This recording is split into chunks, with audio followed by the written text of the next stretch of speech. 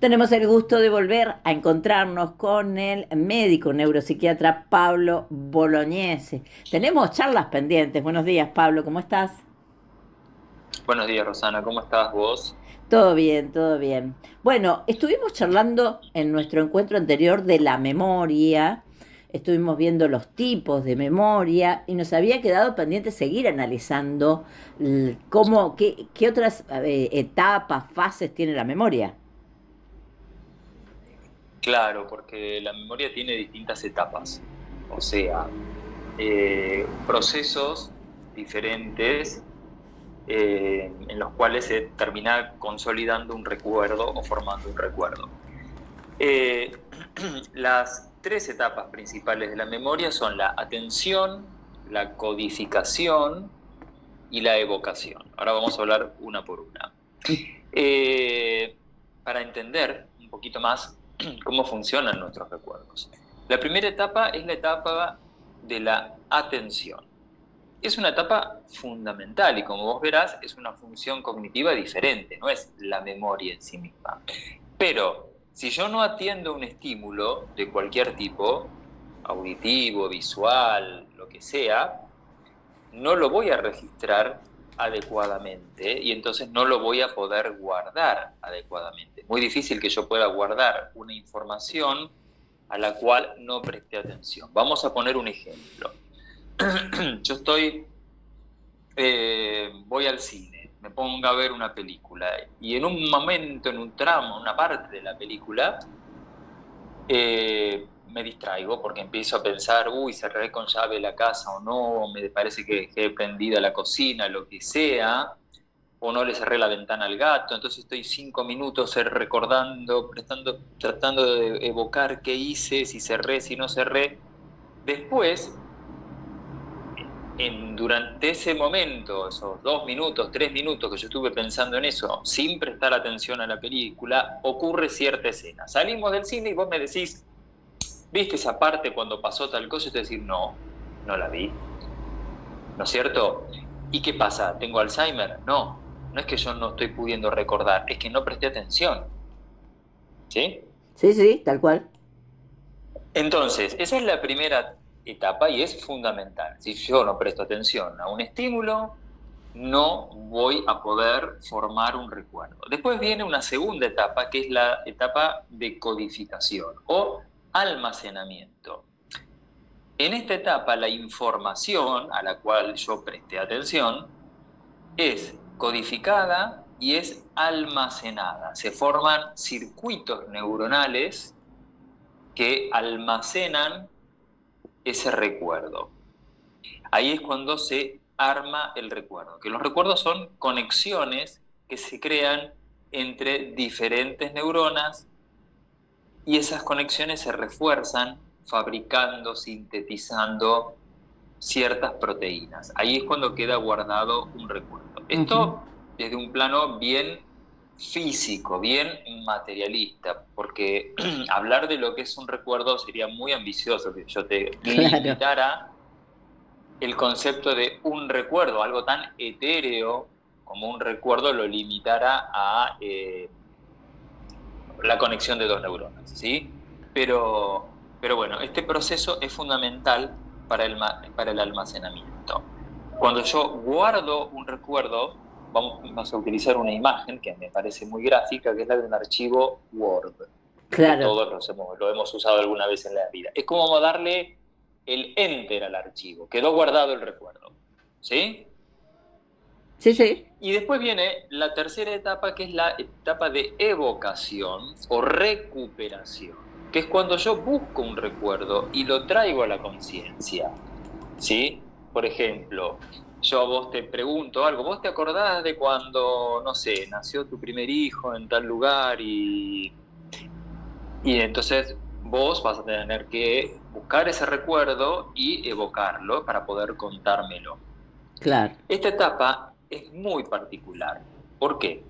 Por algo que conocemos en neurociencia hace poco tiempo, que es que cada vez que nosotros evocamos una memoria, un recuerdo, ese recuerdo se vuelve vulnerable, se torna frágil, o sea, es modificable, lo podemos reconstruir. Cuando yo evoco un recuerdo, agrego datos, o modifico datos, o relleno vacíos de información. Algo que no tolera el cerebro son los vacíos de información, y en ese momento que yo estoy queriendo contar algo que ocurrió hace unos años, hay una parte que no la recuerdo muy bien, y entonces por asociación con algún hecho similar o con algún conocimiento que yo tengo guardado, mi cerebro rellena, pone datos que en realidad no estaban, no es que yo esté mintiendo a propósito, no es un proceso voluntario. Entonces, cuando yo termine de contar esto y ese recuerdo vuelva a ser almacenado, se va a almacenar, se va a guardar con esos cambios.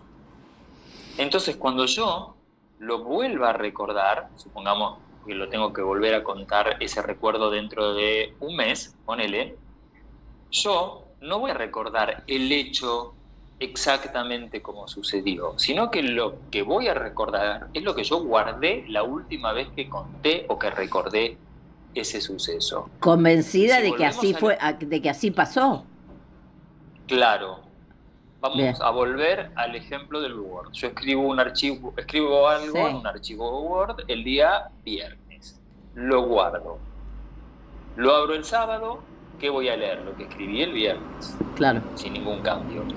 Yo borro algo de eso, corrijo, cambio cosas y lo vuelvo a guardar. Si yo lo abro el domingo, ¿qué voy a leer? ¿Lo que yo había escrito el viernes o lo que escribí el sábado? El sábado.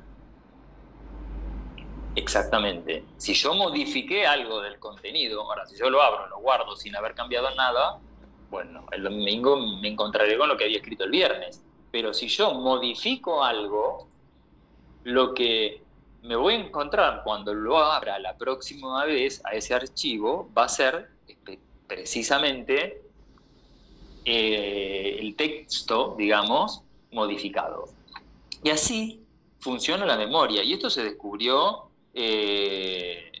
hace relativamente poco tiempo. Por eso en neurociencia solemos decir que la memoria es el último recuerdo que tenemos sobre algo. Y esto lleva muchas veces, viste, a que, no sé, vos y yo compartimos una situación determinada. Vamos a comer un asado a la casa de alguien.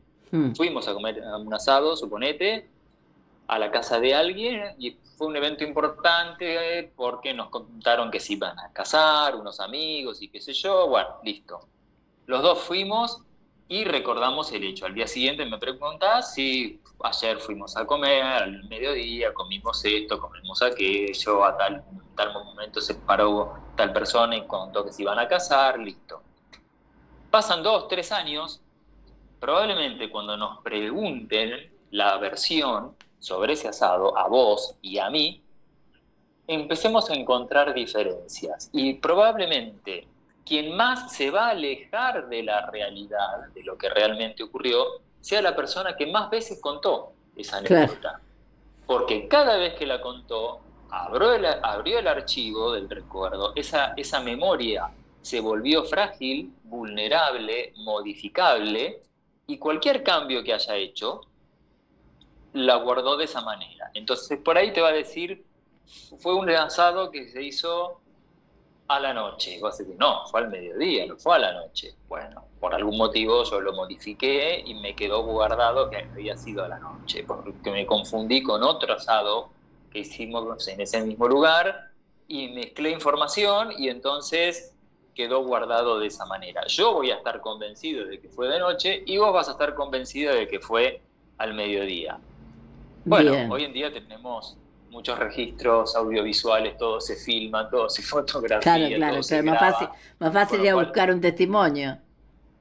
Claro, a veces es fácil de verificar quién tenía razón, pero otras veces no, ¿viste? Entonces, me parece que esto es algo muy interesante porque abre como muchas puertas, ¿no? Cuando nosotros, puertas que incluso impactan en lo legal. Por eso, Claro, si vos tardás muchos años el, un juicio para llamar al testigo, te cambió cuántas veces la sí, versión. sí, y además el valor del testimonio, de un testigo, es un valor Claro, relativo, no es una evidencia sólida, viste que eso es así. Tal claro, persona dice que vio esto y lo otro, y que dijo, hizo, escuchó, perfecto, pero eso es el recuerdo de una persona que puede ser relativamente fiel a la realidad, a lo que realmente ocurrió o no. Supon Descontando que no esté mintiendo, ¿no? No estábamos claro, hablando de que yo dé datos falsos sobre algo, pues ya es otro proceso que es la mentira, el invento, pero acá claro, estamos hablando que yo estoy convencido, yo claro. recuerdo que a las 2 de la mañana me desperté y porque escuché un grito y me asomé a la ventana y vi un hombre que estaba vestido con ropa de tal color y que salía corriendo hacia la izquierda. Bueno, es un testimonio, pero no es una prueba contundente. Una prueba contundente puede ser una filmación, ¿me entendés? De ese hecho. Bueno, hoy en día con la inteligencia artificial ya ni eso, Claro. pero, pero bueno, Y eso me parece que es todo un esto que dato de vos color súper. todo esto que vos estás contando como normal, ¿en qué momento podría haber alguna advertencia que podría decir, bueno, no, pará, acá hay una patología?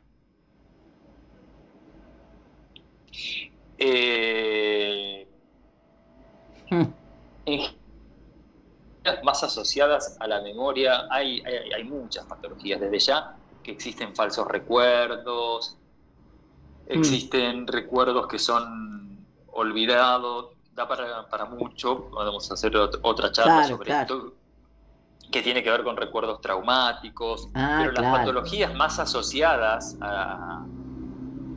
o las fallas más asociadas o las anormalidades más relacionadas con la memoria son los olvidos, claro, claramente. Si bien, como dijimos hace un par de semanas, el olvido es un aspecto fundamental de la memoria porque no podríamos recordar todo. claro, Pues imagínate si vos recordaras todo lo que ocurrió cada minuto de cada hora, de cada día, de cada año de tu vida. claro, Cada cosa que viste, escuchaste, cada teléfono, cada cosa que leíste, o sea, sería imposible de guardar. Eso lo relata magistralmente Borges en un cuento que se llama Funes el Memorioso, que era un tipo claro, que no podía olvidar, más que tener el don de recordar todo, tenía el castigo de no poder olvidar claro, nada. Podemos plantearlo así, ¿no? claro, claro. Entonces, naturalmente nuestro cerebro va tirando información que no es útil y que no sirve. Pero, bueno, muchas veces se pueden borrar recuerdos o puede haber fallas en la memoria que son patológicas, que son los olvidos. Y la enfermedad característica es el Alzheimer, Ah, ¿viste? Pero hay claro. muchas otras que lo pueden producir. No es la única enfermedad que cursa con olvidos patológicos. Bien, Y, y en el Alzheimer, hablando de esto de las etapas, casualmente, ¿cuál es la etapa que está afectada? O sea, cada etapa de la memoria puede estar afectada por distintas patologías. Por ejemplo, el estrés, la ansiedad, la depresión afectan particularmente la capacidad atencional. ¿Viste? Personas que dicen, uy, no tendré Alzheimer porque no recuerdo ciertas cosas. Pero es una persona joven, no tiene Alzheimer, lo que tiene es estrés, claro. ¿entendés? No está prestando atención, no puede recordar. Hay patologías subcorticales, vasculares, por ejemplo, ictus, pequeños infartitos, que afectan la recuperación de la memoria. Vos les preguntas algo, no lo recuerdan, pero le das ciertas pistas claves y pueden recuperar el recuerdo porque el recuerdo sí se guardó. Ahora, en la enfermedad de Alzheimer lo que ocurre es que lo que falla es la consolidación. El paciente no puede guardar, no puede adquirir nueva información. ¿Sí? Claro, Entonces, cuando una persona con Alzheimer te pregunta 10 veces lo mismo en una hora, no es ni porque no te está prestando atención, ni porque no le importa, ni porque te lo está haciendo a propósito. Lo que está fallando es la posibilidad de guardar esa información. Entonces, si todo esto que yo te estoy diciendo a vos ahora, vos no lo podés guardar, dentro de una hora alguien te pregunta, ¿cómo fue la entrevista con Pablo? Decís, ¿qué entrevista con Pablo? Yo claro, nunca lo entrevisté. ¿Por qué? Porque no se guardó. Y si no se guardó el recuerdo, es como si no hubiera existido claro, tal situación. ¿Me entendés? claro. Entonces, bueno, eso es algo característico de la enfermedad de Alzheimer. Aunque le des pistas y le digas, no te acordás, que no sé qué, por ahí te van a decir, ah, sí, pero te están diciendo así para zafar, digamos, pero en realidad no están pudiendo recordar. Abriste montones de ventanas para continuar hablando, por un lado, bueno, específicamente del Alzheimer, por otro lado, de las distintas cuestiones relacionadas con los recuerdos, cuando, por qué a veces se borra. Bueno, quedaron abiertas cantidades de ventanas para próximos encuentros, Pablo. Sí, sí, vamos a ir mechando para no hablar siempre de la memoria, Claro, pero este es un tema que da para mucho, porque se puede hablar horas y obviamente los tiempos no dan para estar horas hablando en radio, pero sí, sí, sí, sí. Y aparte para contar muchas anécdotas también, historias claro, muy, que muy te deben haber interesantes, pasado ¿no? en tantos años. Sí, sí, sí, sí, ni hablar, ni hablar. Gracias, muchas gracias, Pablo, por este contacto y nos reencontramos en 2 semanas. Dale, gracias a vos, un saludo para todos y que estén bien ahí por Mar del. Gracias.